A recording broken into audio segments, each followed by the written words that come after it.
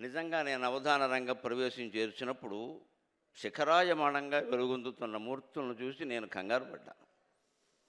కానీ యువతరం గ్రహించాలి, ఎప్పుడు విజయం సాధించాలంటే భిన్నమైన మార్గాన్ని ఎంచుకోవాలి.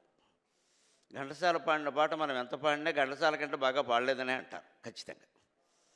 అందుకంటే ఇంకో పాట ఎత్తుకుని పాడితే ఘంటసాల గారు అప్పటి వరకు ఆ పాట పాడలేదు కాబట్టి మందే బాగుంటుంది ఖచ్చితంగా. అందుకే నేను కొంచెం ఆలోచించాను.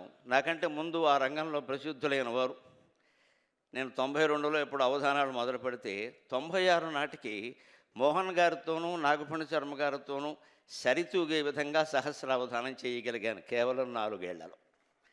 యువతరం గ్రహించాలి, నేను ఎంచుకున్న భిన్నమైన మార్గం ఏమిటంటే వీరుమల్లే రాగాలు నేను తీయలేను, సంగీతం నాకు తెలియదు.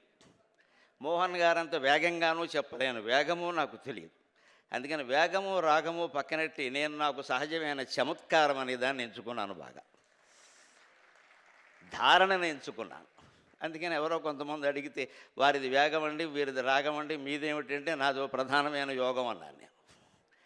ఆ రకంగా భిన్నమైన మార్గాన్ని ఎంచుకుని అందులోకి వెళ్ళాం. నాగఫణి శర్మ గారి సహృదయం ఎంత గొప్పది అంటే, అవధానాలు చేయడం, పాండిత్యాలు చాలామంది ఉన్నారు, చేశారు, మేము చేస్తున్నాం, ఇంకా ముందు ముందు చేస్తారు, ఇప్పుడు పిల్లలు కూడా చేస్తున్నారు.